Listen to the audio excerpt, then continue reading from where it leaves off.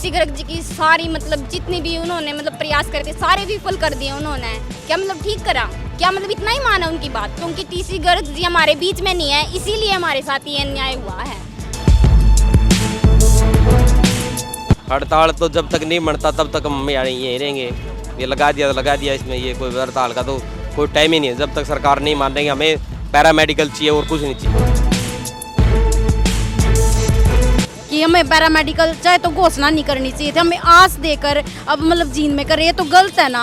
हमारे भी मतलब जो गांव है उनको सुविधा मिलनी चाहिए। यहाँ पे डॉक्टर भी नहीं है, कुछ भी सुविधा नहीं मिल रही, सरकारी हॉस्पिटल में मिल रही है।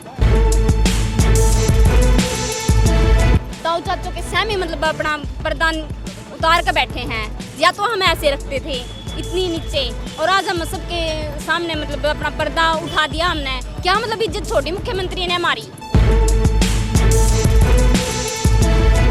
या तो हमारी वोट मत लो, अगर वोट लेते हो तो फिर हमको कुछ दो कि ये कितना लंबा होगा, कितना इसमें टाइम लगेगा। मुझे इस चीज़ से मतलब नहीं है, हमें तो सिर्फ मेरा पैरामेडिकल कॉलेज से मतलब है। सलामती की राहों से गुजरी है कब और ज़िंदगी हादसों से उभरी है कब। पालिएगा जुगनुओं को शौक से मगर यूं घरों में रोशनी बिखरी है कब। नमस्कार दोस्तों, मैं करमवीर तुसीर एक बार फिर हाजिर हूँ एक नई अपडेट के साथ। और अपडेट ये है कि फ़िलहाल आप ठीक मेरे पीछे देख सकते हैं कि सांकेतिक धरना है पैरामेडिकल कॉलेज को लेकर। और इसमें जो मैंने कहा कि जुगनुओं से रोशनी बिखरी है कब, एक राजू पवार पायलट अपने साथियों के साथ धरने पर बैठा है। क्या पैरामेडिकल कॉलेज को वो वापस लाने में सक्षम होंगे? क्योंकि इस वक्त अगर उनका किरदार की बात की जाए तो एक जुगनू के माफिक है, और जुगनू ये कितना उजाला कर पाता है ये आने वाला समय बताएगा। हालांकि विषय उन्होंने ठीक चुना है। बात 2019 की करें, पुरानी अनाज मंडी में मुख्यमंत्री मनोहर लाल खट्टर के द्वारा घोषणा की जाती है सफीदे हल्के को पैरामेडिकल देने की, परंतु वो पैरामेडिकल कॉलेज की घोषणा होती है, ज़मीन एक्वायर की जाती है, परंतु वो कागज़ों में ही सिमट के रह जाती है। ये इसका ग्राउंड है। और इसमें बाकी की कार्रवाई जो पैरामेडिकल लाने के लिए जो वकालत कर रहे थे वो स्वर्गीय श्री टीसी गर्ग जी थे, जिनके नेतृत्व में सफीदों को ये सौगात मिली थी, परंतु वो सौगात अभी तक कागजों में ही थी। और जब पता चला कि वो यहाँ से स्थानांतरित होकर जींद ट्रांसफ़र कर दिया गया है, परंतु इसमें कितनी सच्चाई, बीजेपी की अगर नेताओं से बात की तब उनका कहना था कि वो जींद ही बनेगा। इस पर जो सामाजिक संगठन है वो और समाज सेवी राजू पवार अपने परिवार के साथ यहाँ पर सांकेतिक भूख हड़ताल में बैठ चुके हैं। और उनकी धर्मपत्नी से हम बात करते हैं कि उनका क्या कहना है। जी, आज आप राजू पवार भूख हड़ताल पे बैठे हैं कि आप भी बैठे हैं? जी मैं भी बैठी हूँ अपने पति के साथ। आप भी बैठे हैं जी। तो आप क्यों बैठे हैं? निर्णय उनका था? निर्णय उनका था, लेकिन मैं 7 वचनों का वचन निभा रही हूँ अपने पति के साथ, क्योंकि मैंने उनके साथ ये कसम खाई थी कि उनके हर दुख सुख में उनका साथ दूँगी। आज मेरे पति भूखे बैठे हैं तो मैं वहाँ पर मतलब आराम से घर पे कैसे बैठ सकती हूँ? मैं उनके साथ हूँ हर लड़ाई में। हर लड़ाई में? जी। तो पैरामेडिकल कॉलेज का क्या मामला है? तो क्या आप लोगों के प्रयास से पैरामेडिकल वापस आ जाएगा? जी, प्रयास तो यही है कि जितने भी हमारे गांव हैं, हमारे अपने जैसे हम एक परिवार में हैं, क्या वो हमसे दूर हैं? हर गांव जब हम भगवान ने मतलब उतारे हैं तो हर बंदा हमारा अपना है, ये हम अपने खुद के लिए नहीं कर रहे। जितनी भी हमारी बहन बेटी हैं, ताई चाची हैं, या मतलब आने वाली भी पीढ़ी है, जो पीछे मान ली इतने बड़े बुजुर्ग, हर किसी को मतलब बेनिफिट मिलेगा उस चीज़ का, सिर्फ हमको नहीं मिलेगा। हम अपने लिए नहीं कर रहे हैं, हम समाज के लिए कर रहे हैं। बहुत सारे लोग थे वो भी बैठ सकते थे और बहुत सारे सामाजिक संगठन थे। आप लोगों के मन में कैसे आया कि भाई इस तरीके का कार्य करना चाहिए?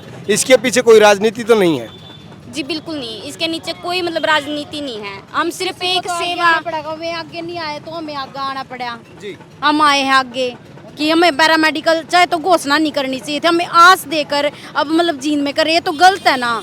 तो यहाँ भी होना चाहिए, हमें भी कुछ मिलनी चाहिए सुविधा। तो उन्होंने बोला है तो यहाँ बढ़ना चाहिए।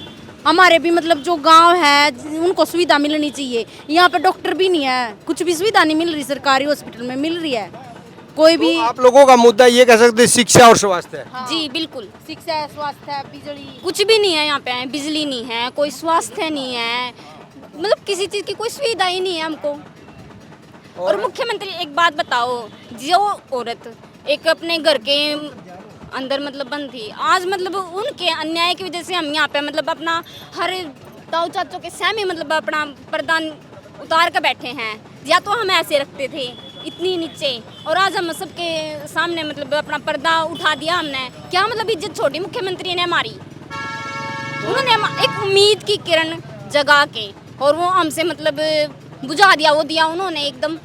क्या उन्होंने मतलब हमारे साथ यह ठीक किया? तो क्या ये जी बहन बेटी के साथ उन्होंने इतना अन्याय कर दिया। ये क्या मतलब टीसी गर्ग जी की सारी मतलब जितनी भी उन्होंने मतलब प्रयास करते सारे विफल कर दिए उन्होंने। क्या मतलब ठीक करा? क्या मतलब इतना ही माना उनकी बात का? क्या टीसी गर्ग होते तब भी स्थानांतरित होता? बिल्कुल। टीसी गर्ग जी अगर जिंदा होते क्या तब भी इसको ये बदला नौबत जाता? नहीं आती, क्योंकि टीसी गर्ग जी हमारे बीच में नहीं है, इसीलिए हमारे साथ ये अन्याय हुआ है। अगर वो हमारे साथ होते, ये अन्याय हमारे साथ बिल्कुल नहीं होता। क्योंकि हमारे मतलब एक तरह से हमारे पिता थे, वही हमसे मतलब कहीं पे भी आपने देखा हो जिसके पिता नहीं है ना, उसको मतलब ऐसे ही छोड़ दिया जैसे हमें छोड़ दिया गया है। या तो हमारी वोट मत लो, अगर वोट लेते हो तो फिर हमको कुछ दो। कुछ घोषणा करी है उसको पूरा एक तो चीज की करो। अपनी बात के ऊपर अटल तो रहो, अपनी बात के ऊपर भी मतलब अटल नहीं रह रही है। ये मतलब कहाँ का इंसाफ है? हमारे साथ अन्याय हो रहा है, हमें न्याय चाहिए। हम बस इसलिए यहाँ पे बैठे हैं और हमारे मतलब पूरे मतलब हल्के के पैरा साथ। मेडिकल को लेकर ये आपकी ये जो लड़ाई है, ये धरना प्रदर्शन है, कितना लंबा हो सकता है? मुझे इससे कोई मतलब नहीं है कि ये कितना लंबा होगा, कितना इसमें टाइम लगा, मुझे इस चीज़ से मतलब नहीं है। हमें तो सिर्फ मेरा पैरा मेडिकल कॉलेज से मतलब है। हर बेटी के हक की बात है ये। हर माँ अपनी बेटी के लिए अगर वो अपनी बेटी से प्यार करती है तो हमारे साथ हमारा साथ दे। हम तो बस ये चाहते हैं। हमारे स्पीडो में भी जितने मतलब गांव हैं, हर कोई मतलब इस चीज़ का फ़ायदा उठा सके, सुविधा हो और किसी को। हम तो बस ये चाहते हैं। जी राजू जी, आपने सांकेतिक धरना रखा है पैरा मेडिकल कॉलेज को लेकर, क्या कहना चाहेंगे? देखिए, ये हमारे शहीदों की लड़ाई है, हमारे अकेले की लड़ाई नहीं है। सारे गवाह हैं इस बात की, शहीदों की हल्के की जनता, कि यहाँ विकास रैली में अपने मनोहर लाल खट्टर जी ने, मुख्यमंत्री हरियाणा, उन्होंने घोषणा की थी विकास की बात करके। अब हम हरियाणवी एक हरियाणा एक, और उन्हें शहीदों में सौगात दे के गए थे यहाँ पैरा मेडिकल कॉलेज खोलने की, जिसके दौरान उन्होंने अब जींद में इसकी घोषणा कर दी। अखबारों से पता लगा हमने माध्यम से। तो हमारे स्वर्गीय टीसी गर्ग जी, जो कि एक समाज सेवी भी थे, एक महापुरुष थे, आज वो सुगरवास हो चुके। मैं सब मानता हूँ कि उसकी जो आत्मा को एक छड़ाव के साथ देखा जाएगा।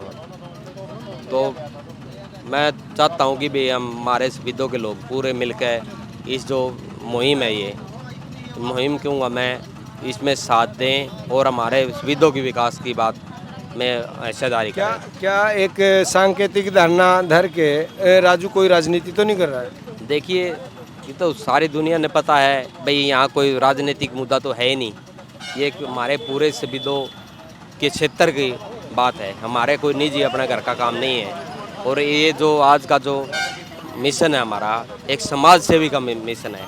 और आज हम कोई राजनीति की बात नहीं करते। अगर कोई राजनीति की बात करना चाहता है तो यहाँ ये मंच खाली पड़ा है। अगर आप वो कहाँ थे जो राजनीति की बात करते भी होगे, जो करते हुए हमें नहीं पता, वो ले पैरा मेडिकल कॉलेज इतने लंबा अरसे से घोषणा हो रही है, तो ये अभी आपका राजनीतिक मुद्दा नहीं, आपका पैरा मेडिकल का मुद्दा है। देखिए, ये तो साफ दिखाई दे रहा है जी। आप हमने यहाँ सांकेतिक भूख हड़ताल रखी है, तो ये पैरा मेडिकल के लिए लिखी है मैंने।